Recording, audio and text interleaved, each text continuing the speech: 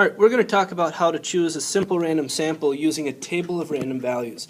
So step one, we have to label. We have to give each member of the population a numerical label of the same length. For instance, if we have 10 things, 10 items that we want to choose from, we would use the digit 0 through 9.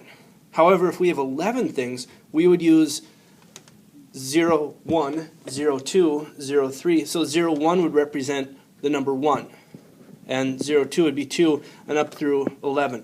So you have to make sure that they're the same length.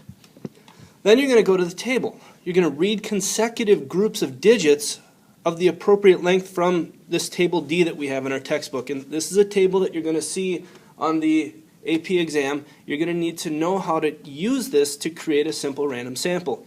So we're going to go through an example of how to do this. I've got a copy of the table. I've got a problem that we're going to do. So let's get rid of that. School newspaper planning an article on places to stay near the beach. We're going to call 4 randomly chosen hotels. Okay, so there's an important piece of information. 4 randomly chosen hotels. So our simple random sample is going to be of size 4. We have an alphabetized list of all 28 hotels in town.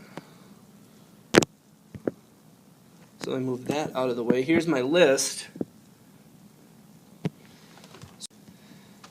And we're going to use the numbers in this list, and we're going to compare it to a list of random numbers. So let me pull up that list of random values. This is right out of the back of the book. We're going to use not line 130 like it said in the directions. We're going to start with line 105. So line 105, what we're looking at here is we're looking at the numbers 95, 59, 29, 40, 7, 69. So 95, that's too big. The smallest number that we have is, or the biggest number that we have is 28. So that 95 we don't use. The 59 we don't use.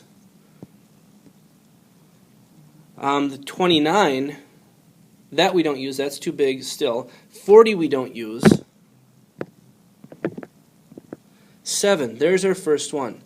So we're going to call the Cabana. We don't use the 69. We wouldn't use 97. And what we're going to do is we're going to continue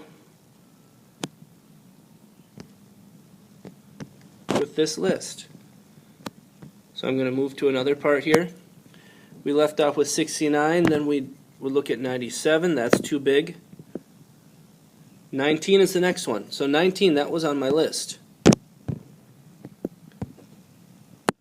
19 is the Sea Castle. So the Sea Castle is going to be the second hotel that I call. And I'm just going to continue working through my row until I get to my sample size that I'm looking for.